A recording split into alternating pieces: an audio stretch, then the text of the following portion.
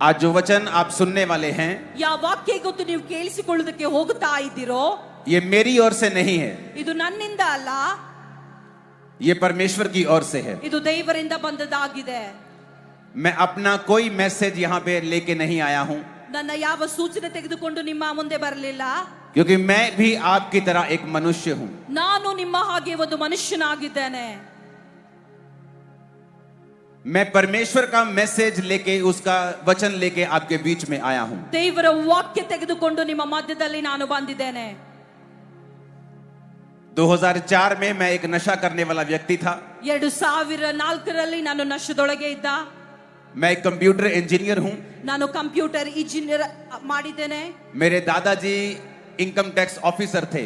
ನನ್ನ ತಾತವರು income tax officer ಆಗಿ ಇದ್ದರು. जब उनको कैंसर हुआ तो क्रिश्चियन लोग हमारे घर पर प्रार्थना करने के लिए आते थे ताकि वो ठीक हो जाएं। ಅವರಿಗೆ ಕ್ಯಾನ್ಸರ್ ಆದಾಗ ಕ್ರೈಸ್ತರು ನಮ್ಮ ಮನೆಗೆ ಬರ್ತಾ ಇದ್ದರು ಪ್ರಾರ್ಥನೆ ಮಾಡುವುದಕ್ಕಾಗಿ. लेकिन उस समय मैंने कहा, ಅವಾಗ ನಾನು ಹೇಳಿದ್ದೇನೆ, मैं एक हिंदू हूं, ನಾನು ಒಂದು ಹಿಂದೂ ಕುಟುಂಬದವನಾಗಿದ್ದೇನೆ. मैं इन क्रिश्चियन लोगों के धर्म के चक्कर में नहीं पड़ने वाला हूं। ಈ ಕ್ರೈಸ್ತರ ಧರ್ಮದಲ್ಲಿ ನಾನು ಬೀಳುವವನಲ್ಲ ಅಂತ ಹೇಳ್ತಾ ಇದ್ದೆ. ये अंग्रेजों का धर्म है। ಇದು ಫಾರಿನ್ ಅವರದ ಧರ್ಮವಾಗಿದೆ. अंग्रेज चले गए और भारत के 2 टुकड़े कर गए और अब अपना धर्म भी यहां छोड़ गए ताकि अब हम लड़ते मरते रहें। ಫಾರಿನ್ ಅವರು ಬಿಟ್ಟು ಹೋಗಿದ್ದಾರೆ, ಇಲ್ಲಿ ತುಕಡಿ ತುಕಡಿ ಮಾಡಿ ನಮ್ಮ ಧರ್ಮಗಳು ಹೋಗಿದ್ದಾರೆ, ಯಾಕೆಂದ್ರೆ ನಾವು झगड़ा आड़ಕೊಳ್ಳಬೇಕಂತ. और मैंने अपने परिवार को चर्च जाने से रोक दिया और उनको चर्च से मैंने डिस्कनेक्ट कर दिया.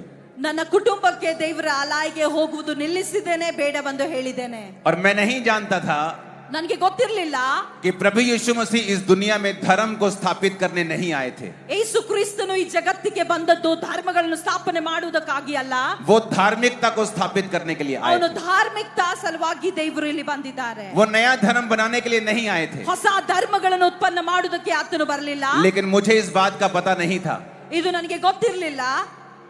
और इस बात का मुझे मालूम ना होने के कारण मैंने उनका विरोध किया और कुछ ही महीनों के बाद मुझे मेंटली अपसेट के दौरे पड़ने लगे और मैं डिप्रेशन में चला गया।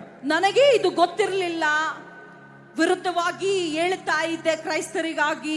ಸ್ವಲ್ಪ ದಿನದ ನಂತರ ನಾನು ಡಿಪ್ರೆಷನ್ ಅಲ್ಲಿ ಹೋಗ್ತಾ ಇದ್ದೆ.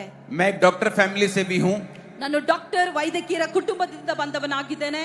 तो सब तरह के डॉक्टर्स, सब तरह की दवाइयां, सब तरह के साइकेट्रिस्ट, सब तरह की जगहें, सब जगह घूमने के बाद मुझे कहीं भी आराम नहीं आया। ನಾನು ಎಲ್ಲಾ ಸ್ಥಳಕ್ಕೆ ಹೋಗಿದ್ದೇನೆ, ಡಾಕ್ಟರ್ಗಳಿಗೆ ವಿಶೇಷ ಡಾಕ್ಟರ್ ಹತ್ರ ಹೋಗಿ ತೋರಿಸಿಕೊಂಡಿದ್ದೇನೆ, ಆದ್ರೆ ಯಾವುದು ಕೆಲಸ ಮಾಡಲಿಲ್ಲ.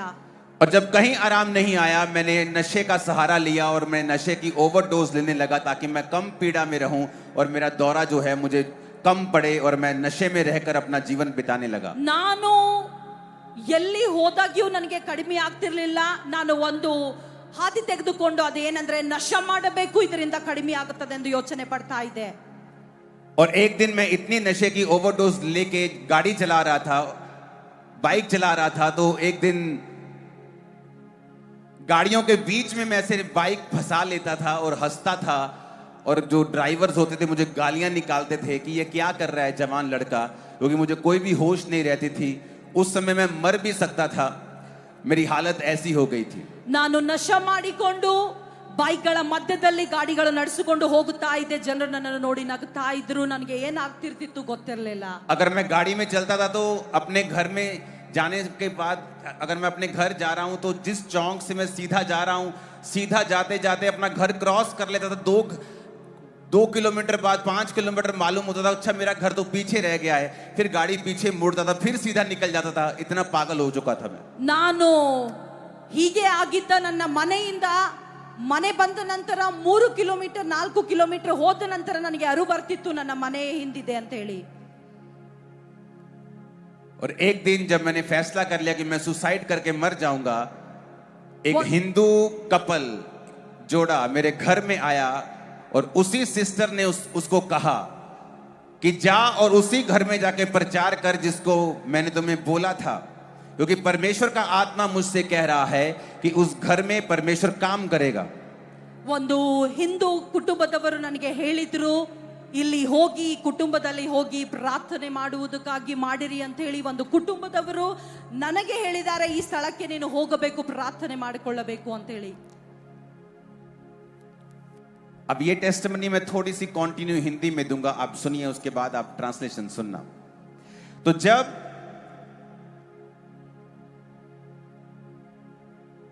वो घर में आए तो उन्होंने कहा कि नहीं, हम उस घर में नहीं जाएंगे, वहां एक लड़का रहता है, वो हमारा विरोधी है, वो हमें गालियां निकालता है, वो कहता है कि मैं हिंदू हूं, मैं क्रिश्चियन नहीं बनूंगा। उन्होंने कहा नहीं, तू जा और उस घर में कुछ परमेश्वर का आत्मा करना चाहता है। और उस दिन मैं सुसाइड करने वाला था, सारा सोच लिया था, मैं ट्रेन की पटरी के नीचे सिर दूंगा, इतना नशा पहले करूंगा ताकि मेरे को दर्द ना हो और जल्दी जल्दी मैं मर जाऊं। और जब वो मेरे घर में आए, मैंने नशा किया हुआ था, और जब वो मेरे घर में आए और मुझसे बात की कि मुझे बताया कि प्रभु यीशु मसीह धर्म को बदलने नहीं आए, वो तेरी जात को बदलने नहीं आए, वो तेरे जीवन को बदलने के लिए आए हैं। अगर तू परमेश्वर को अपना उद्धारकर्ता ग्रहण करेगा, वो तेरी धर्म नहीं, जात नहीं, तेरी जिंदगी को बदल देंगे। और पवित्र बाइबल मुझे उन्होंने दी और कहा कि इस बाइबल में जिस दिन तू ईसाई धर्म नाम का शब्द पढ़ेगा, उस दिन तुम बाइबल पढ़नी बंद कर देना, क्योंकि प्रभु यीशु मसीह ईसाई धर्म को स्थापित करने नहीं आए, वो तुम पूरी मानव जाति का उद्धार करने के लिए आए। और उसने कहा, जो कोई ये विश्वास करेगा कि मैं मारा गया, गाड़ा गया और तीसरे दिन मुर्दों में से जी उठा और पूरी मानव जाति के लिए मैंने अपने लहू को बहाया, तो वो व्यक्ति बचाया जाएगा। बस इतना ही मैसेज है। उस समय मैं टूट चुका था और मैंने कहा ठीक है, आप मुझे बताएं, आप जो कहेंगे मैं फॉलो करने के लिए तैयार हूं।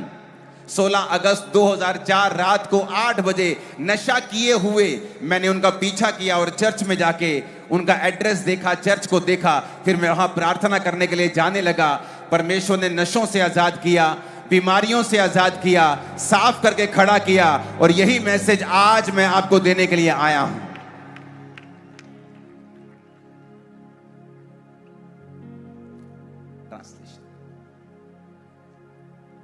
Hallelujah, hallelujah. आप में से कितने लोग हैं जो हिंदी नहीं समझते हैं? हाथों को हिलाएं। ಇದರಲ್ಲಿ ಎಷ್ಟು ಜನ ಇದ್ದೀರಿ ನಿಮಗೆ ಹಿಂದಿ हिंदी नहीं समझ ತಿಳಿಯೋದಿಲ್ಲ? आती है। ಕೈ ಮೇಲೆತ್ತಿ। सभी को आती है समझ, बहुत थोड़े हैं, 1-2%। ओके, बीच बीच में हम ट्रांसलेशन भी करेंगे। तो आज जो मैसेज मैं आपको देने के लिए आया हूं, ಯಾವ ವಾಕ್ಯ ನಿಮಗೆ ಕೊಡೋದಕ್ಕಾಗಿ वो ಬಂದಿದೆ, बहुत ही इंपॉर्टेंट है। ಅದು ಬಹಳ ಪ್ರಾಮುಖ್ಯವಾಗಿದೆ। परमेश्वर ने जब इंसान को बनाया, ದೇವರು ಯಾವಾಗ ಮನುಷ್ಯನಿಗೆ ಮಾಡಿದಾನೋ, उसने छठे दिन बनाया ಅವನು 6ನೇ ದಿವಸ ಮಾಡಿದಾನೆ, और सब कुछ पहले बनाया। ಎಲ್ಲವೂ ಮೊದಲು ಮಾಡಿದಾನೆ। सूर्य को, चंद्रमा को, तारागणों को, ಸೂರ್ಯ ಚಂದ್ರ ತಾರೆಗಳು ಇವೆಲ್ಲ ಮಾಡಿದಾನೆ। पेड़ को, जंतुओं को, मछलियों को, पक्षियों को, ಗಿಡ ಮರಗಳು ಪಕ್ಷಿಗಳು ಇವೆಲ್ಲ ಮಾಡಿದಾನೆ। और परमेश्वर ने कहा एवरीथिंग इज सो गुड, ದೇವರು ಹೇಳಿದ್ದಾರೆ ಎಲ್ಲವೂ ಅದ್ಭುತವಾಗಿದೆ, एवरीथिंग इज सो परफेक्ट। ಎಲ್ಲವೂ ಪರಿಪೂರ್ಣವಾಗಿದೆ। इतना परफेक्ट बनाया ಇಷ್ಟು ಪರಿಪೂರ್ಣ ಮಾಡಿದಾನೆ। कि अगर पृथ्वी ಈ ಭೂಮಿಯಲ್ಲಿ सूर्य से 10 किलोमीटर दूर हो, ಸೂರ್ಯದಿಂದ 10 ಕಿಲೋಮೀಟರ್ 10% अगर और दूर हो, 10% ಇನ್ನ ದೂರ ಇದ್ರೆ तब भी हम जी नहीं पाएंगे। ನಾವು ಅವಾಗ ಸಹ ಬದುಕೋದಕ್ಕೆ अगर ಸಾಧ್ಯವಿಲ್ಲ। 10% नजदीक हो जाएं, 10% तब भी हम जी नहीं पाएंगे। ಅವಾಗ ನಾವು उसने ಜೀವಿಸೋದಕ್ಕೆ ಆಗೋದಿಲ್ಲ। परफेक्ट बनाया सब कुछ, क्योंकि वो परफेक्ट परमेश्वर है। ಆತನು ಪರಿಪೂರ್ಣನಾಗಿ ಮಾಡಿದ್ದಾನೆ, ಯಾಕೆಂದ್ರೆ ಅವನು ಪರಿಪೂರ್ಣನಾಗಿದ್ದಾನೆ। आप में से एक भी जन यहाँ नहीं होगा ನಿಮ್ಮಲ್ಲಿ ಯಾರೂ ಹೀಗೆ ಇಲ್ಲ जो ये कहे ಇದು ಹೇಳುದು कि मेरे बच्चों को मैं पैदा कर रहा हूं ನನ್ನ ಮಕ್ಕಳಿಗೆ ನಾನು ಹುಟ್ಟಿಸ್ತಾ ताकि ಇದ್ದೇನೆ, जब ये बड़े हों तो खूब सारा संघर्ष करें, ಯಾವಾಗ ಅವರು ಬೆಳಿತಾರೆ ಅವರು ಕಷ್ಟ ಪಡಬೇಕು, खूब बीमार रहें, ಅವರು ರೋಗದಲ್ಲಿರಬೇಕು, इनके बच्चे ना हों, ಇವರ ಮಕ್ಕಳಿರದೆ ये हॉस्पिटल के धक्के खाएं, ಇವರು गरीब रहें, दुखी रहें, ಇವರು ದುಃಖದಲ್ಲಿರುವುದಕ್ಕಾಗಿ, डिप्रेशन में रहें। ಡಿಪ್ರೆಷನ್ ಅಲ್ಲಿರುವುದಕ್ಕಾಗಿ आप में से एक भी जन ऐसा नहीं होगा ಯಾರು ನಾವು ಬಯಸುವುದಿಲ್ಲ ಈ ರೀತಿ, जो अपने पैदा हुए बच्चों के लिए ये सोचे, ಯಾರು ತನ್ನ ಮಕ್ಕಳ ಬಗ್ಗೆ ಈ ರೀತಿ जो पैदा नहीं हुए उनके लिए भी ये सोचे। आप में से एक भी ऐसा नहीं होगा। ಯಾರಿಗೆ ಹುಟ್ಟಿಲ್ಲ ಅವರು ಸಹ ಈ ರೀತಿ उसी तरह जब परमेश्वर ने आपको बनाया, ಯಾವಾಗ ದೇವರು ನಿನ್ನನ್ನು ಉಂಟು उसने ಮಾಡಿದನೋ, आपके लिए परफेक्ट लाइफ को सोचा। ನಿನಗಾಗಿ ಪರಿಪೂರ್ಣ ಜೀವನವನ್ನು ದೇವರು ಯೋಚನೆ उसमें ಮಾಡಿದ್ದಾನೆ। बीमारियां नहीं थी, ಆತನು ರೋಗ ಕೊಡಲಿಲ್ಲ, उसमें तकलीफ नहीं थी, ಕಷ್ಟಗಳು ಕೊಡಲಿಲ್ಲ, डिप्रेशन नहीं था, ಡಿಪ್ರೆಷನ್ ಕೊಡಲಿಲ್ಲ, श्राप नहीं थे, ಶಾಪ ಕೊಡಲಿಲ್ಲ, अकेलापन नहीं था, ಒಂಟಿ ಜೀವನ ಇರಲಿಲ್ಲ, रोग नहीं थे, ರೋಗ ಇರಲಿಲ್ಲ, उसमें वो कुछ नहीं था जो आज दुनिया फेस कर रही है। ಅಲ್ಲಿ ಏನು ಇರಲಿಲ್ಲ ಈ ಜೀವಮಾನದಲ್ಲಿ ನೀವು ಕಷ್ಟಪಡ್ತಾ ಇದ್ದೀರಿ. पर वचन कहता है ಆದ್ರೆ ವಾಕ್ಯ ಹೇಳ್ತಾ ಇದೆ, जब आदम और हवा ने पाप किया, ಯಾವಾಗ ಆದ ಮತ್ತೆ ಹವ್ವಳ ಪಾಪ ಮಾಡಿದ್ರು, जो परमेश्वर ने कहा था उसके विरुद्ध किया, ದೇವರು ಹೇಳಿದ್ದಾರೆ, ಅವರು ವಿರುದ್ಧವಾಗಿ ಮಾಡಿದ್ದಾರೆ. तब इस दुनिया में बीमारियां आई, ಆವಾಗ ಈ तकलीफें आई, ಕಷ್ಟಗಳು ಬಂದವು, डिप्रेशन आया, ಡಿಪ್ರೆಷನ್ ಬಂತು, हर वो चीज आई ಅವೆಲ್ಲ ಬಂದವು जो परमेश्वर ने हमारे लिए तैयार नहीं की थी. ಯಾವುದು ದೇವರಿಂದ ಮಾಡಲ್ಪಟ್ಟಿಲ್ಲೋ ಅವೆಲ್ಲ ಬಂದವು. अगर आप ನೀವೇನಾದ್ರೂ इंसान होकर ಮನುಷ್ಯನಾಗಿ अपने बच्चों के लिए बुरा नहीं सोच सकते हैं, ನಿನ್ನ ಮಕ್ಕಳಿಗಾಗಿ ಕೆಟ್ಟದ್ದು ಬಯಸುವುದಿಲ್ಲ, अगर आपके 2 बच्चे हैं, ನಿಮ್ಗೆ 2 आप ಮಕ್ಕಳಿವೆ, नहीं कहते ನೀವು एक ಹೇಳೋದಿಲ್ಲ बच्चा संघर्ष करेगा ಒಂದು ಮಗನು ಕಷ್ಟ और मैं चाहता हूं कि एक बच्चा सफल हो जाए. ಒಬ್ಬನು ಸಫಲತೆ ಕಡೆ आपके चाहे ಹೋಗಬೇಕು. 7 बच्चे हों, ನಿಮ್ಗೆ 7 आप कहते हैं ಮಕ್ಕಳಿವೆ, 7 सुखी रहें, 7 ಜನ ಸುಖದಲ್ಲಿ 7 सफल रहें. 7 ಸಕ್ಸಸ್ ಆಗಿರಬೇಕು. चाहे परमेश्वर के लाखों बच्चे हों, करोड़ों हों, ದೇವರಿಗೆ ಎಷ್ಟೇ वो ಕರುಣೆ, नहीं चाहता है कि एक संघर्ष करे और एक कामयाब हो.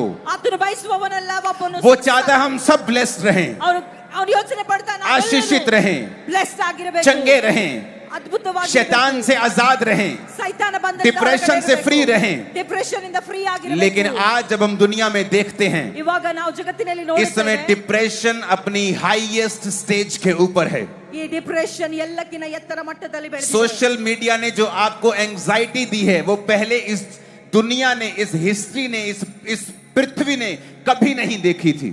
ಈ ಸೋಷಿಯಲ್ ಮೀಡಿಯಾ ಯಾವುದು ನಿಮಗೆ ಕೊಡ್ತಾ ಇದೆ, ಮೊದಲು ಈ ರೀತಿ सोशल मीडिया ब्लेसिंग भी है, क्योंकि आज सोशल मीडिया के जरिए परमेश्वर का वचन फैल रहा है. ಈ ಒಂದು ಸೋಷಿಯಲ್ ಮೀಡಿಯಾ ಮುಖಾಂತರ ಇದು ಒಂದು ಬ್ಲೆಸ್ಸಿಂಗ್ ಸಹ ಇದೆ, ಯಾಕೆಂದ್ರೆ ದೇವರ ಸುಸಮಾಚಾರ. लेकिन ये अलग तरह की एंजाइटी भी लेके आया है, ಬೇರೆ ಬೇರೆ ತರದ ಚಿಂತೆಗಳು, ರೋಗಗಳು ತಂದಿದೆ, बीमारियां भी लेके आया है, ರೋಗಗಳು ತಂದಿದೆ, मिस इंफॉर्मेशन भी लेके आया है. ಆ ಇನ್ಫಾರ್ಮೇಶನ್ ಯಾವುದೆಲ್ಲ ಬೇಕಾಗಿಲ್ಲ ಅವೆಲ್ಲ ತೆಗೆದುಕೊಂಡು जो ತಂದಿದೆ. डिप्रेशन अब दुनिया फेस कर रही है, ऐसा पहले कभी फेस नहीं किया था. ಇವತ್ತು ಜಗತ್ತಿನಲ್ಲಿ ಯಾವ ಡಿಪ್ರೆಷನ್ ನಲ್ಲಿ ಹೋಗುತ್ತಾ ಇದ್ದಾರೆ, ಮೊದಲು ಈ ರೀತಿ ಆಗಿರಲಿಲ್ಲ. लेकिन परमेश्वर ने ऐसा नहीं सोचा था. ದೇವರು ಈ ರೀತಿಯಾಗಿ ಯೋಚನೆ ಪಡಲಿಲ್ಲ. उसने कहा जब मैंने इंसान को बनाया तो मैंने उसके लिए परफेक्ट लाइफ बनाई थी. ಯಾವಾಗ ಮನುಷ್ಯನಿಗೆ ನಾನು ಮಾಡಿದ್ದೇನೋ ಪರಿಪೂರ್ಣ ಜೀವನ ಮಾಡಿದ್ದೇನೆ. ये शैतान चाहता था कि हम ऐसी लाइफ जिए जो दुखों से भरी हुई हो. ಸೈತಾನನು ಬಯಸ್ತಾ ಇದ್ದನು ನಾವು ಈ ಜೀವನ ಕಳಿಬೇಕು ದುಃಖದಲ್ಲಿರುವುದು. परमेश्वर नहीं चाहता था, ದೇವರು ಬಯಸ್ತಾ ಇಲ್ಲ. उसकी इच्छा नहीं थी हम दुख भोगें. ಆತನ ಇಚ್ಛೆಗಳು ಈ ರೀತಿ ಆಗಿಲ್ಲ ನಾವು ದುಃಖದಲ್ಲಿರುವುದು. आमीन. ಆಮೆನ್. अभी हमें क्या करना है? ಇವಾಗ ನಮ್ಗೆ ಏನ್ ಮಾಡಬೇಕಾಗಿದೆ? अपने पड़ोसी से बोलो अब मुझे क्या करना है. ನಮ್ಮ ಅಕ್ಕಪಕ್ಕದವರಿಗೆ ಹೇಳೋಣ, ಇವಾಗ ನಾನು ಏನ್ ಮಾಡಬೇಕು? बोलो मुझे वही जाना है ನನಗೆ ಅಲ್ಲಿಗೆ ಹೋಗೋದಿದೆ जहां परमेश्वर ने हमें बनाया था.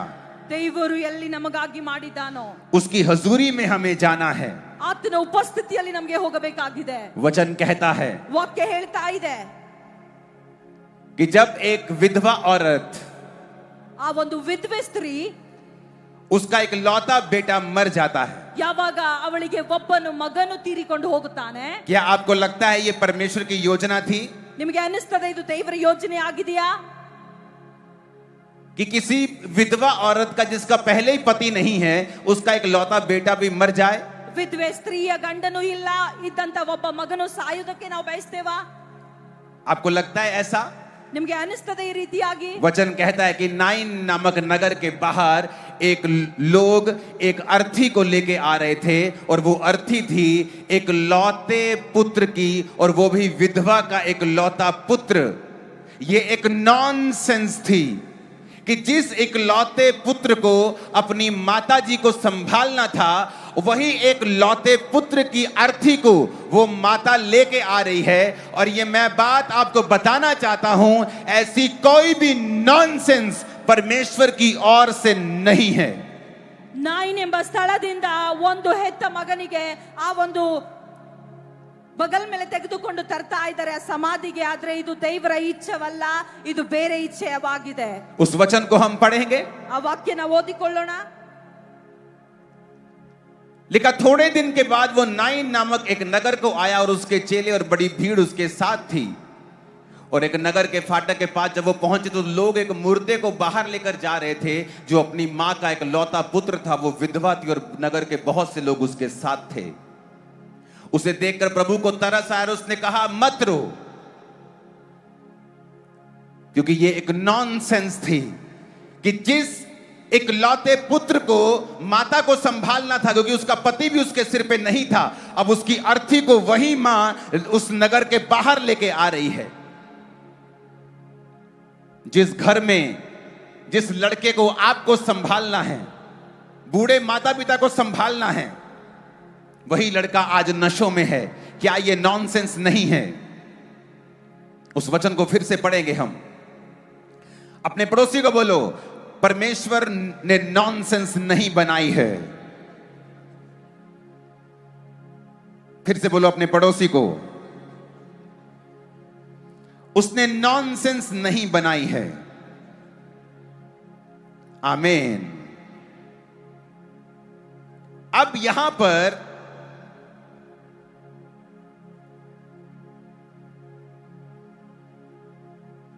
एक पत्नी खूबसूरत है, अच्छी है, भली है, लेकिन उसका पति दूसरी औरत के साथ है। ये एक नॉनसेंस है और ये परमेश्वर की ओर से नहीं है। एक आदमी टैलेंटेड है, लेकिन वो दूसरे थोड़े टैलेंटेड लोगों को अपने से ज्यादा कामयाब देखता है और कम अच्छे लोगों को अपने से ऊपर देखता है। ये एक नॉनसेंस है और परमेश्वर की ओर से नहीं है। एक जवान जिसने अपने परिवार को संभालना है,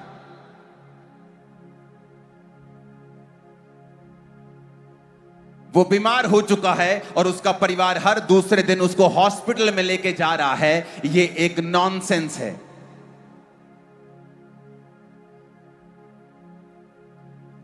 वो नशे करने वाला व्यक्ति जिसने परिवार को संभालना था, पत्नी को संभालना था, उसकी पत्नी अब उसी पति को बार बार नाली के गड्ढों से इकट्ठा करती है क्योंकि वो शराबी हो चुका है। ये एक नॉनसेंस है और सारी नॉनसेंस का जो करता है वो शैतान है।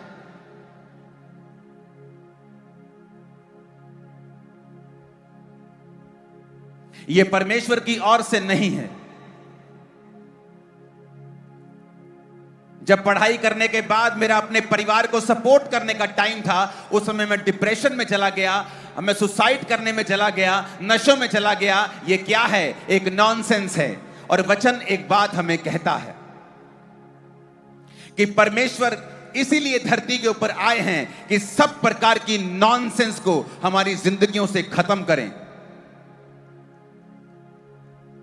हम इस वचन को अपनी स्क्रीन के ऊपर फिर से देखेंगे। अपने पड़ोसी को बोलो, परमेश्वर इसलिए आए कि सारी नॉनसेंस हमारी जिंदगियों से खत्म हो जाए। फिर से बोलो, परमेश्वर इसलिए आए कि हमारी जिंदगियों से सारी नॉनसेंस खत्म हो जाए। पहला यूहन्ना 3 उसकी 8 आयत को हम पढ़ेंगे।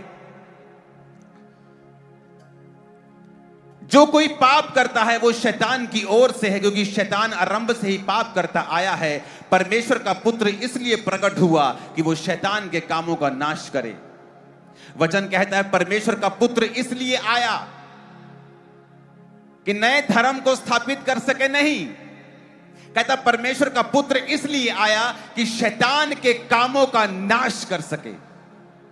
कौन से शैतान के काम? वही नॉनसेंस जो आज शैतान आपके परिवारों में करना चाहता है, आज जो वो लोगों की जिंदगियों में कर रहा है, लोगों के पारिवारिक जीवन में वो कर रहा है, फाइनेंशियल लाइफ में कर रहा है। बाइबल कहती है परमेश्वर का आत्मा, परमेश्वर प्रभु यीशु मसीह कहते हैं अपने वचन में कि मैं इसीलिए आया हूं, परमेश्वर का पुत्र इसीलिए आया है कि वो शैतान के कामों का नाश करे।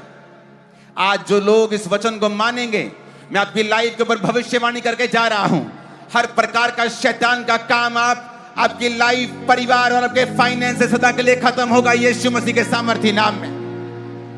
आमीन। ऊंचे वाला चाहिए चर्च। मैंने कहा आमीन, ऊंचे वाला चाहिए चर्च। हालेलुया। ये कैसे हो सकता है? परमेश्वर ने कहा कि मैं जहां से जा रहा हूं वहां से एक विधवा औरत अपने एक लौते पुत्र को, और वो भी उस नगर से जो हंसी का, खुशी का प्रतीक है, वहां से लेके आ रही है। ये नॉनसेंस मैं बर्दाश्त नहीं करूंगा। परमेश्वर ने कहा मत रो, मत रो। और बाइबल कहती है उसने जवान की अर्थी के पास जाकर उससे छुआ और कहा, हे जवान उठ जा। और लिखा वो जवान उठ गया, वो मुर्दा उठ गया और सब लोग परमेश्वर की महिमा करने लगे। और उसने उस मुर्दे को उठाकर, जवान को उठाकर अपनी मां के हाथ में सौंप दिया। और परमेश्वर ने एक मैसेज दिया कि मैं वही हूं, मैं परमेश्वर का बेटा हूं, मैं तुम्हारी जिंदगी में नॉनसेंस को खत्म करने के लिए आया हूं। वो तुम्हारे परिवार में हो, तुम्हारे फाइनेंस में हो, तुम्हारी जिंदगी में हो, तुम्हारे जीवन में किसी भी हिस्से में हो, अगर तुम विश्वास करते हो कि यहोवा पिता ने इकलौते अपने बेटे को भेजा, वो मेरे लिए मारा गया, गाड़ा गया और तीसरे दिन मुर्दों में से जी उठा, तो तुम्हारी जिंदगी में से हर प्रकार के शैतान के कामों को वो नाश कर देगा। आपने स्कूलों कॉलेजों के बाहर क्रॉस को देखा होगा और आपने कहा होगा ये ईसाईयत की निशानी है, ये ईसाई लोगों का स्कूल है, ये ईसाई लोगों का चर्च है। वो क्रॉस ईसाईयत की निशानी नहीं है। वो क्रॉस उन अपराधियों को दी जाती थी जो सबसे गहरे अपराधी होते थे, सबसे बड़े अपराधी होते थे, और उनको वो सबसे शर्मनाक मौत उस क्रॉस के ऊपर दी जाती थी। प्रभु यीशु मसीह का वचन कहता है कि वो उस क्रॉस की मृत्यु के लायक नहीं था, क्योंकि उसमें एक भी गुनाह नहीं था। जिस राजा ने प्रभु यीशु मसीह को क्रॉस की मृत्यु दी, उसने कहा तेरे खिलाफ कोई भी सबूत नहीं है, अगर तू अपने मुंह से कह दे तो मैं तुझे ये क्रॉस की मौत नहीं दूंगा और तुझसे वापस ले लूंगा। प्रभु यीशु मसीह ने कहा ये क्रॉस की मृत्यु मैं खुद चुनता हूं, मैं अपने लोगों के लिए इस अनादर को सहूंगा, इस नॉनसेंस को सहूंगा, ताकि मेरे लोग अनादर से, नॉनसेंस से और शैतान के सारे बंधनों से बाहर आ सकें। और वचन कहता है यीशु ने उस क्रूस की मृत्यु को सहा। वो क्रूस जो अपराधियों को दिया जाता था, परमेश्वर ने उस क्रूस की मृत्यु को सहकर वो मारा गया और गाड़ा गया और तीसरे दिन मुर्दों में से जी उठा। क्रिश्चियनिटी कन्वर्जन का नाम नहीं है। उसका मतलब है कि आप विश्वास करते हैं कि परमेश्वर ने जो दुनिया को परफेक्ट और लाइफ को परफेक्ट बनाया था, और इंसान ने पाप के कारण उस परफेक्शन को खो दिया, और जो खो दिया था उसी को वापस दिलवाने के लिए पिता ने अपने बेटे प्रभु यीशु मसीह को भेजा। और आज जो कोई व्यक्ति प्रभु यीशु मसीह को अपना उद्धार करता ग्रहण करता है, परमेश्वर उसकी जिंदगी में फिर से सारी नॉनसेंस को खत्म करते हैं। वो जीवन जो मेरा होना चाहिए था कि मैं अपने माता पिता को सपोर्ट करूं, फिर से परमेश्वर ने नॉनसेंस को खत्म किया। आज मैं अपने परिवार को और मेरी पत्नी अपने परिवार को सपोर्ट कर रही है, हम उनको अच्छे से संभाल रहे हैं, क्योंकि वो नॉनसेंस खत्म हो गई। जो मैं नशा करता था वो खत्म हो गया। जवान होकर भी मैं बीमार था, वो बीमारी खत्म हो गई, क्योंकि परमेश्वर, बाइबल कहती है, शैतान के कामों का नाश करने के लिए आया। जब एक जवान औरत गर्भ का फल ना होने के कारण शर्मिंदगी को सहती है और प्रभु से कहती है ऐसा क्यों हुआ, जबकि वचन ये कहता कि परमेश्वर ने आदम और हवा को जब बनाया तो उनसे कहा be fruitful and be multiply. ये परमेश्वर की परफेक्ट इच्छा थी एक जोड़े के लिए कि वो फलदायक हों और बहुत बढ़ें। लेकिन आज जब बच्चा नहीं होता है तो ये परमेश्वर की मर्जी नहीं है। परमेश्वर चाहता है कि आप फलदार हों, आप फल लाएं, आपके गर्भ फलदार हों, आपके बिजनेस फल लाएं। और इसीलिए जब आप प्रभु यीशु मसीह को ग्रहण करते हैं और परमेश्वर के सम्मुख जाते हैं और आप परमेश्वर को बोलते हैं कि प्रभु मैं तेरी ओर आया हूं, अब मुझे समझ आ गई है कि तू इस धरती के ऊपर धर्म को बदलने के लिए नहीं आया, बल्कि मेरी जिंदगी की नॉनसेंस को खत्म करने के लिए आया है। तो मेरे दुखों को खत्म करने के लिए आया है, मेरी लाइफ को परफेक्ट बनाने के लिए आया है। आप समझ जाते हैं फिर जब आप प्रभु यीशु मसीह के वचनों को ग्रहण करते हैं, आप फिर से वही जीवन प्राप्त करते हैं जिस जीवन के लिए आपको बनाया गया था, जो ओरिजिनल में आदम और हवा को बनाया गया था। आप वही जीवन अपनी लाइफ में फिर पाते हैं और फिर वो सारी नॉनसेंस शैतान की खत्म होती है। हालेलुया। आज आपको क्या करना है?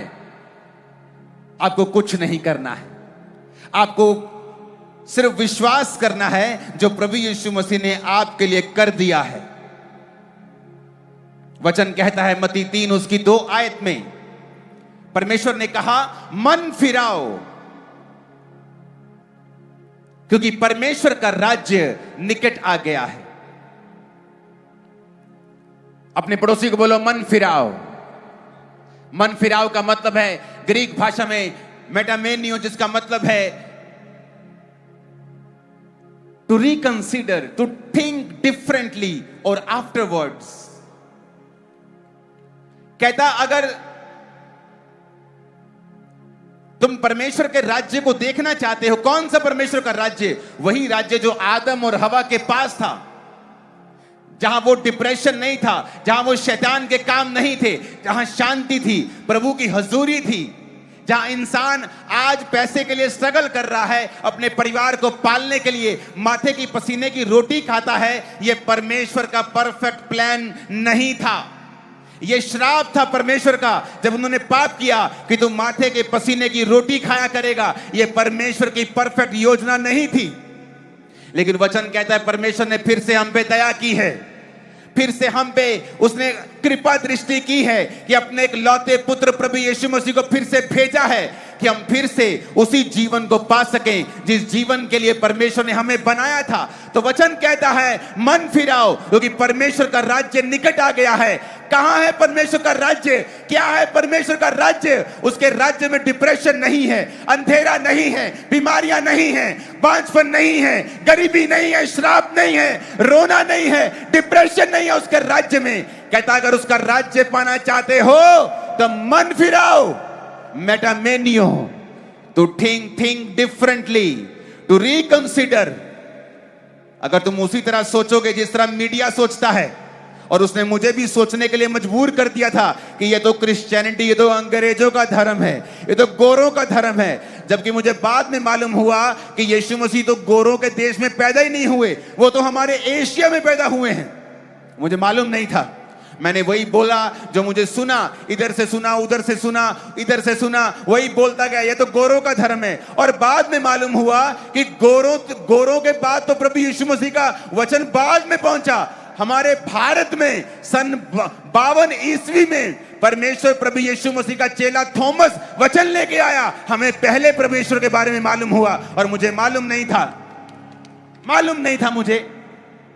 मैं वही बोलता गया जो मीडिया कहता था ये गोरों का धर्म है, ये कन्वर्जन करते हैं, ये गैंग चला रहे हैं, और मैं वही बोलता गया, ना जानते हुए, ना वचन को पहचानते हुए। लेकिन परमेश्वर जो कृपा का धनी है, परमेश्वर जो दया का सागर है, उसने मुझे मारा नहीं, मेरी बातों का गुस्सा नहीं किया। इसलिए कहते हैं वो पापियों से प्यार करने वाला परमेश्वर है, वो हमारा सच्चा परमेश्वर है। जब एक छोटा बच्चा गंदा होता है तो कोई पड़ोसी उसे चूमता नहीं है, कोई पड़ोसी उसे गोद में नहीं उठाता, अरे छी चल अपनी मम्मी के पास जा, तेरी मम्मी तुझे साफ करे। लेकिन जब अपनी मम्मी के पास जाता है, उसकी मम्मी नहीं कहती छी चल साफ हो गया, उसकी मम्मी उसे उठाती है, उसे साफ करती है, उसे चूमती है, उसे साफ करती है। प्रभु यीशु मसीह हमारा असली बाप है। इससे पता चलता है कि उसने हमें मारा नहीं, उसने नहीं कहा साफ हो गया, उसने कहा मेरी बेटी, मेरे बेटे तू आ। मेरी चर्च में एक व्यक्ति नशा करके आया, टुन्न होके नशा करके, उसे लगा ये मारेंगे तो नहीं, तो चर्च के बाहर खड़ा हो गया और पूछा मैं क्या अंदर जा सकता हूं? शराब में पूरी तरह से टुन्न होके उसने कहा हाँ जा सकते, कोई बात नहीं। परमेश्वर पापियों से नफरत नहीं करता है।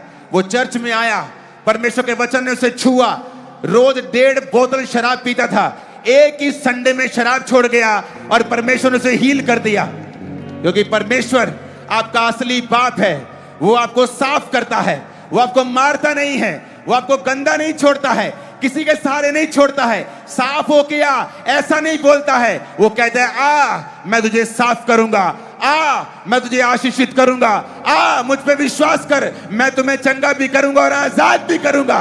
हालेलुया। आपका हालेलुया आज सारे स्टेट में गूंजना चाहिए। Hallelujah, hallelujah. क्या आप तैयार हैं परमेश्वर के वचन को ग्रहण करने के लिए? उसने क्या कहा? क्या उसकी बातें मुश्किल हैं? कहता सिर्फ विश्वास कर। उसने नहीं कहा 50-50 हजार रुपए लेके आओ तब तुम्हें चंगाई मिलेगा, 1-1 लाख रुपए लेके आओ, अपना नाम बदलो, सब पीटर नाम रखो अपना, तब चंगाई मिलेगा। उसने कहा सिर्फ विश्वास कर, जो मैंने कर दिया है, क्रूस के ऊपर मैं तेरे लिए मारा गया, अपना लहू मैंने तेरे गुनाहों के लिए बहाया, सिर्फ विश्वास कर तो तू और तेरा घराना उद्धार को पाएंगे। Hallelujah, hallelujah. हमें सिर्फ विश्वास करना है। उसने कहा अगर तू विश्वास करेगा तो उद्धार को पाएगा। मैं तेरी जिंदगी की उस नॉनसेंस को खत्म कर दूंगा जो शैतान ने तेरी जिंदगी में दी है। अब हमें क्या करना है उस उद्धार को पाने के लिए? कहता मन फिराओ, मेटामेनियो, जिसका मतलब है थिंक डिफरेंटली। अगर तू उसी तरह से सोचेगा जिस तरह से तुझे मीडिया बुलाता है, जिस तरह तेरे पड़ोसी ने तुझे मिस इंफॉर्मेशन दी है, तुझे गलत गाइड किया है, अगर तू उसी तरह से सोचेगा तो परमेश्वर के उद्धार को खो देगा।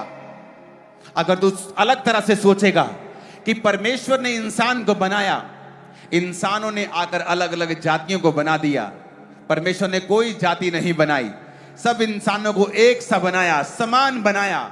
हमने सब कुछ उथल पुथल, नीचा ऊंचा, इधर उधर सब गड़बड़ कर दिया हम लोगों ने। परमेश्वर ने ऐसा नहीं किया था। आप अपने एक बेटे को छोटा और दूसरे को ऊंचा नहीं करते हैं, आप सब बच्चों को समान रखते हैं। प्रभु ने भी समान बनाया, लेकिन हमने, इंसान ने धरती पर आकर सब कुछ उलट पुलट कर दिया। प्रभु यीशु मसीह उसी उलट पुलट चीज को ठीक करने के लिए आए हैं। इसीलिए बाइबल को गॉस्पल कहते हैं, गुड न्यूज कहते हैं। ये गुड न्यूज जब आपके घरों में जाती है, आपका फाइनेंस, आपकी लाइफ, आपकी वाइफ, आपका हस्बैंड, आपके बच्चे, आपकी सेहत, सब कुछ अच्छी तरह से परमेश्वर में चलने लगती है, और यही गुड न्यूज है। आमीन। आप विश्वास करेंगे आज जो मैं आपसे कहूंगा? कैसे उद्धार हुआ लोगों का? जब आप थिंक डिफरेंटली, जब आप अलग तरीके से सोचते हैं, जब आप सोचते हैं कि हाँ वाकई जो ये कह रहे हैं, जाइए बाइबल ले जाइए घरों में। आप यीशु मसीह को नहीं जानते, जाइए वचन पढ़िए, और जिस दिन आपको ईसाई धर्म नाम का शब्द मिले, बाइबल पढ़नी बंद कर दीजिए, क्योंकि प्रभु यीशु मसीह आपको चंगा करने के लिए, आपको यही बाइबल में मिलेगा। आपको ब्लेस करने के लिए आए, उद्धार देने के लिए आए, नया जीवन देने के लिए आए, आपकी नॉनसेंस को खत्म करने के लिए आए, जिस तरह उसने किया। बाइबल कहती है एक औरत जो लहू बहने की रोगन थी 12 साल से, सारा पैसा उसने उड़ा दिया, डॉक्टर्स के ऊपर, वैद्यों के ऊपर, सब पैसा उड़ा दिया, और फिर ठीक नहीं हुई। और जब उसे मालूम हुआ कि यहां से प्रभु यीशु मसीह आज गुजरेंगे, तो उसने देर नहीं की। आपको देर नहीं करनी है। अगर आपको आज मालूम होता है कि विश्वास करने से मैं उद्धार पाऊंगा, तो अगला काम आपका है कि पहला काम है विश्वास करना, और दूसरा काम है उस विश्वास के अनुसार कदमों को उठाना, प्रभु यीशु मसीह को अपना उद्धारकर्ता ग्रहण करना। और अगर आप अलग तरीके से नहीं सोचेंगे, हो मेरा रिश्तेदार क्या कहेगा, मेरी मम्मी पापा क्या कहेंगे, अगर आप इसी तरह से सोचेंगे, आप उद्धार नहीं पा सकते हैं। मेरी फैमिली बोलती थी जब मैं मसीह में आया कि मत चर्च जा, तब मैं उनको रोकता था। एक समय था जब मैं प्रभु में चलने लगा तो फिर वो मुझे रोकने लगे, मत जा चर्च, नशे करने कर ले, चर्च में नहीं जाना है। ಅವರು ಹೇಳ್ತಾ ಇದ್ರು ನೀನು ನಶಾ ಮಾಡು ಆದ್ರೆ ಚರ್ಚಿಗೆ ಹೋಗಬೇಡ ಎಂದು ನನ್ನ ತಂದೆ लेकिन मैंने ठान लिया था कि मैं सिर्फ परमेश्वर के वचनों के ऊपर चलूंगा, अलग तरह से सोचूंगा, तभी उद्धार पाऊंगा।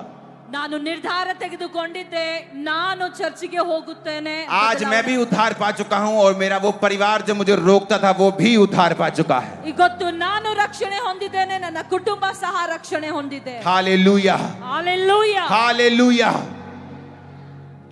उस औरत ने कहा मैं एक अशुद्ध औरत हूं, क्योंकि वो लहू बहने वाली रोगन थी। अगर वो इंसान को छूती तो पत्थर वाक कर दी जाती, इसलिए उसने कहा था मैं उसको छूंगी नहीं, बल्कि उसके कपड़े के छोर को, धागे को छूंगी। ಆ ಸ್ತ್ರೀ ಹೇಳ್ತಾ ಇದ್ದಳು ಆ ಬಟ್ಟೆಗಳನ್ನೇ ನಾನು ಹಿಡಿತೀನಿ ಅಂತ ಹೇಳಿ। जक्कई जो चुंगी लेने वालों का सरदार था, एक टैक्स मास्टर था, टैक्स ऑफिसर था, जब उसको मालूम हुआ कि प्रभु यीशु मसीह आज यहां से गुजरेंगे, तो उसने भी अलग तरह से सोचा। उसने ये नहीं सोचा मैं बड़ा ऑफिसर हूं, मैं तो कमांड करूंगा कि यीशु मसीह मेरे घर में आओ। उसने अलग सोचा। उसने कहा नहीं, मैं गूलर के पेड़ पे चढ़ गया।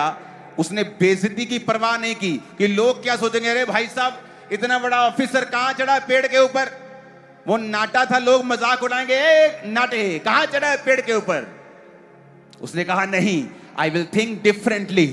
आज वो सोचने का समय नहीं है। यीशु मसीह जब आ गए हैं सामने तो अलग तरह से सोचना है अगर उद्धार पाना है। तो यीशु मसीह ने उसकी ओर देखा और कहा, हे जक्कई नीचे आ जा, क्योंकि मैं तेरा एफर्ट देख चुका हूं, मैं तेरा प्रयत्न देख चुका हूं, तूने अलग तरह से सोचा है। अब तू और तेरा घराना उद्धार को पाएंगे। आज आप भी उद्धार पाएंगे। मैं स्पिरिट में देख रहा हूं आपका घराना भी उद्धार पाएगा। मैं स्पिरिट में देख रहा हूं आपका शरीर भी उद्धार पाएगा और बीमारियों से आजाद होगा। मैं स्पिरिट में देख रहा हूं आपका फाइनेंस भी आजाद होगा। यीशु मसीह के नाम में आमीन। ऊंचे वाला चाहिए church. Hallelujah, hallelujah. Think differently. ಬೇರೆಯಾಗಿ ಯೋಚನೆ ಮಾಡೋಣ. अपने पड़ोसी को बोलो, अलग तरह से सोचना है। ಅಕ್ಕಪಕ್ಕದವರಿಗೆ ಹೇಳೋಣ, ಬೇರೆಯಾಗಿ ಯೋಚನೆ ಮಾಡೋಣ. उसने कहा, मैं पेड़ पे चढ़ जाऊंगा, ನಾನು ಗಿಡದ ಮೇಲೆ ಏರುತ್ತೇನೆ, देखी जाएगी। ಏನಾಗುತ್ತದೆ ನೋಡೋಣ। इज्जत की कोई परवाह नहीं, देखी जाएगी। ಮರ್ಯಾದೆ ಪರವಾಗಿಲ್ಲ। रिश्तेदार क्या सोचेंगे बाद में देखेंगे।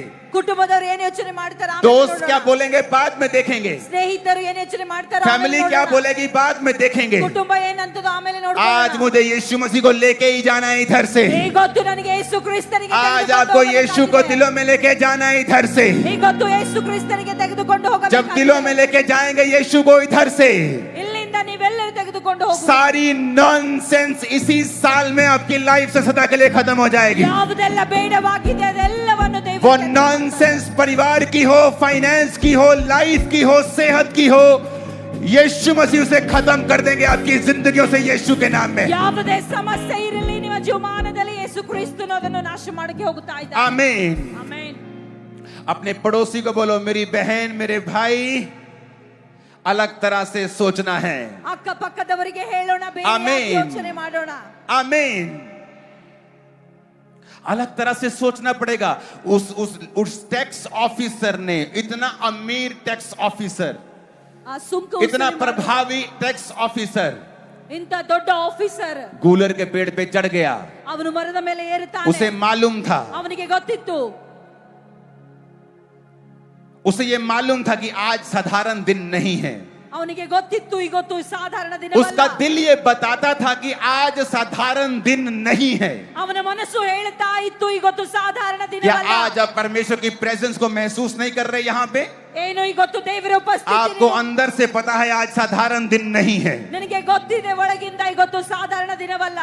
आपको क्या लगता है कि इन लाइटों की वजह से या साउंड की वजह से यहाँ आपको प्रभु की प्रेजेंस नजर आ रही है? ನಿಮಗೆ ಅನಿಸ್ತಾ ಇರಬಹುದು ಲೈಟ್ ಗಳಿಂದ ದೇವರ ಉಪಸ್ಥಿತಿ ಕಾಣ್ತಾ ये ಇದೆ। लाइट साउंड ना भी हो, आप तब भी उसकी प्रेजेंस को महसूस करेंगे यहाँ पर ग्राउंड में बैठे बैठे भी। ಲೈಟ್ ಇಲ್ಲ ಅಂದ್ರೂ ಸಹ ದೇವರ ಉಪಸ್ಥಿತಿ ನೀನು ಮಾಡಿ। और आपके दिल को पता है कि आज साधारण दिन नहीं है। ಇವತ್ತು ನಿನ್ನ ದೃಢ ವಿಶ್ವಾಸ ಮಾಡಿಕೋ। आज एक बुलाहट है परमेश्वर की आपको कि मेरी बेटे, मेरी बेटी, मेरी ओर आ, मैं तेरी जिंदगी की सारी नॉनसेंस को खत्म कर दूंगा जो शैतान ने तुम्हें दी है। ಇವತ್ತು ದೇವರ ಕರೆ ಇದೆ ನಿನಗೆ। जिस दिन से मैं परमेश्वर में आया हूं, ಯಾವ ದಿನ ನಾನು ದೇವರಲ್ಲಿ ಬಂದಿದ್ದೇನೋ, हर दिन हर दिन हर दिन हर दिन ಎಲ್ಲಾ ದಿನಗಳು कुछ ना कुछ नॉनसेंस मेरी जिंदगी से खत्म हुई है। ಓ ಬೇಡವಾದದೆಲ್ಲ ಕಳೆದು ಹೋಗುತ್ತಾ ಇದ್ದವು। हर रोज मैं बेहतर हुआ हूं, ದಿನನಿತ್ಯ ಉತ್ತಮ ಮಟ್ಟಕ್ಕೆ ಹೋಗುತ್ತಾ क्योंकि ಇದೆ। ये परमेश्वर का प्लान है मेरी लाइफ के ಇದು लिए ದೇವರ ಯೋಜನೆ ನನ್ನ ಜೀವಮಾನದಲ್ಲಿದೆ। कि जब आप यीशु के पीछे चल पड़ते हैं, ಯಾವಾಗ ದೇವರ ಹಿಂದೆ ಹಿಂಬಾಲಿಸ್ತೀಯೋ वो आपकी जिंदगी को परफेक्ट करता जाता है। ಆತನು ನಿನ್ನ ಜೀವಮಾನ ಪರಿಪೂರ್ಣ ಮಾಡುತ್ತಾ ಹೋಗುತ್ತಾನೆ। वचन में लिखा हुआ है, ವಾಕ್ಯದಲ್ಲಿ जिनको ಬರೆಯಲ್ಪಟ್ಟಿದೆ, लगता है कि हम परफेक्ट नहीं हो सकते, ಯಾರಿಗೆಲ್ಲ ಅನಿಸ್ತದೆ इंसान ಆಗೋದಿಲ್ಲ, कभी परफेक्ट नहीं हो सकता, ಮನುಷ್ಯನು ಯಾವತ್ತೂ ಪರಿಪೂರ್ಣ वचन में लिखा है तुम सिद्ध बनो। ವಾಕ್ಯ ಹೇಳುತ್ತಾ ಇದೆ जिस तरह तुम्हारा स्वर्ग के पिता सिद्ध है, ಯಾವ ರೀತಿ ನಿನ್ನ ತಂದೆ ಇದ್ದಾನೆ। वचन में लिखा है धर्मी की ज्योति ಓ ಧರ್ಮಿಗಳು ಬೆಳಕಾಗಿದ್ದಾರೆ, दोपहर के प्रकाश की नाय बढ़ती ही रहेगी ಮಧ್ಯಾಹ್ನ ಬಿಸಿಲಿನ ಹಾಗೆ unto the perfect day। ಪರಿಪೂರ್ಣ ದಿನದಿಂದ धर्मी की ज्योति बढ़ती ही रहेगी, ನೀತಿವಂತರ ಬೆಳಕು ಬೆಳೀತಾ ಹೋಗುತ್ತದೆ। यानी धर्मी हर दिन बेहतर होगा, ನೀತಿವಂತನು ದಿನನಿತ್ಯ हर दिन नॉनसेंस से आजाद होगा। ಬೇಡವಾದದರಿಂದ ಹೋಗಿ ಹೊರಗಡೆ ಬರ್ತಾ ಇರ್ತಾನೆ। बाइबल कहती, फिर उस वचन को पढ़ेंगे, नाइन नामक नगर से जब उसको लुका 7 उसकी 11, अपने पड़ोसी को बोलो थोड़े दिन के बाद ಸ್ವಲ್ಪ ದಿವಸ ನಂತರ वो नाइन नगर से ನಾಯಿನ್ ನಗರದಿಂದ वापिस आ रहा था। ಮತ್ತೆ ಬರ್ತಾ ಇದ್ರು। आपको पता नाइन का मतलब क्या है? ನಾಯಿನ एक ಅರ್ಥ ಏನಾಗಿದೆ? खुशनुमा जगह, ಒಳ್ಳೆ ಸ್ಥಳದಿಂದ, 9 मतलब खुशनुमा। इमेजिन करो, एक विधवा औरत अपने एक लौते पुत्र को कंधा देके लेके आ रही होगी, और वो भी उस नगर से जिसका नाम है खुशनुमा। क्या उस औरत के लिए कुछ भी खुशनुमा था उधर? उसका पति मर गया, उसका बच्चा इकलौता मर गया, क्या खुशनुमा था? जीसस ने उस नॉनसेंस को देखा। यीशु ने जब देखा वो रो रही है, तो यीशु रुके और कहा मत रो। और ये आपके लिए यीशु का प्लान है, मत रो, क्योंकि वो नॉनसेंस खत्म करने के लिए आ चुका है आपके बीच में। वो आपको कह रहा है मत रो, क्योंकि तेरा फाइनेंस आज के बाद सेम नहीं होगा इन जीसस नेम। वो कहता है, वो सबके लिए। एक कोढ़ी परमेश्वर के पास आया और कहता, प्रभु अगर तू चाहे तो मुझे शुद्ध कर सकता है। परमेश्वर ने कहा मैं चाहता हूं तू शुद्ध हो जा। उसे लगा कि परमेश्वर की शायद इच्छा नहीं है कि वो एक को चंगा करता है और दूसरे को नहीं। वचन कहता है वो सबको चंगा करना चाहता है, सबकी जिंदगी से नॉनसेंस खत्म करना चाहता है, सबकी जिंदगी से शैतान के कामों को खत्म करना चाहता है। नहीं तो वचन कैसे पूरा होगा फिर? वचन में तो लिखा है कि वो शैतान के कामों का नाश करने के लिए आया। परमेश्वर का पुत्र इसलिए प्रकट हुआ कि शैतान के कामों का नाश करे। पहला यूहन्ना 3:8। तो क्यों नहीं वो आपकी नॉनसेंस को जो शैतान ने दी है उसे खत्म करेगा? वो एक की करेगा, दूसरे की नहीं करेगा, ऐसा नहीं लिखा है। कहता वो शैतान के काम का नाश करेगा। जहां भी शैतान का काम होगा परमेश्वर उस काम को नाश करेगा। सबके कामों का, सबके जीवन में सब शैतान के कामों का वो नाश करेगा। और वचन कहता है जब वो नाइन नामक नगर से आया और वो विधवा एक लौते पुत्र को अर्थी देके बाहर आ रही है, और वो विधवा थी, नगर के बहुत से लोग उसके साथ थे, और वो मुर्दे को बाहर लेके आ रहे थे जो अपनी मां का एक लौता था। तो जीसस ने लिखा लूका 7:13 में कि उसको देखकर प्रभु को तरस आया और उसने कहा मत रो। ये है जीसस का हार्ट। उसका दिल ऐसा है कि वो आपको रोता हुआ नहीं देख सकता। वो शैतान के कामों का नाश करना चाहता है। मैं उसके हृदय को देख पा रहा हूं। परमेश्वर का आत्मा जो यहां मौजूद है वो मुझे कह रहा है चीख चीख के कि आपके जीवन में परमेश्वर शैतान के कामों का नाश करना चाहता है पूरी तरह से। क्या आप उसे मौका देंगे? क्या आप विश्वास करेंगे? अलग तरह से सोचेंगे? क्या यीशु को अपना जीवन देंगे? वो आपसे पैसा नहीं चाहता, वो आपसे चाहता है कि आप अपना जीवन उसे दें और ये समझें कि परमेश्वर ने आपके लिए मूल्य को दिया है, लहू को बहाया है, कोड़ों को खाया है। आपको अलग सोचना है आज।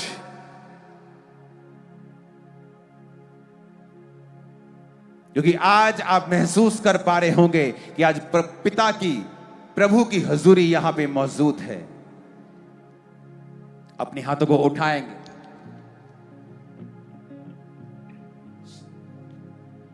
ऊंची आवाज में अपने हाथों को उठाकर बोलेंगे मेरे संग। जो लोग आज पहली बार वचन को सुन रहे हैं वो भी, और वो भी जो क्रिश्चियन हैं, जो खुदा को जानते हैं वो भी, जो बॉर्न क्रिश्चियन होकर भी प्रभु के वचन के खिलाफ हैं वो भी इस प्रार्थना को करेंगे और अपना जीवन खुदा को देंगे।